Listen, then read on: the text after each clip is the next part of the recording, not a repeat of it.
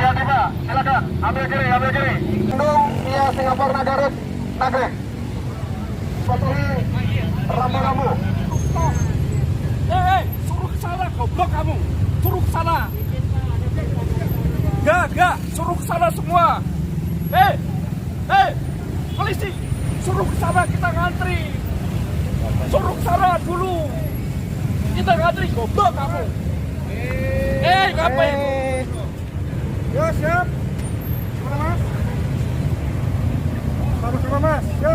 Kondisi apapun yang terjadi di lapangan seperti ini ya Pak ya? Siap, saya selalu ikhlas memberikan pelayanan kepada warga masyarakat supaya masyarakat yang akan balik lagi ke perantauan sampai tujuan dengan selamat. Tapi tidak ada maksud untuk mempersulit para pemudik yang balik lagi nih Pak ya? Tidak sama sekali. Kita prioritaskan perjalanan yang harus balik untuk warga masyarakat supaya nyaman dan tenang sampai tujuan. Tadi sempat dialihkan, memang harusnya seperti itu atau gimana Pak? Memang itu prosedur atas perintah pimpinan karena situasi dan kondisi di jalur Gentong Malangbong itu sudah padat sama sekali. Dan sekarang udah dibuka kembali Pak ya? Dibuka kembali.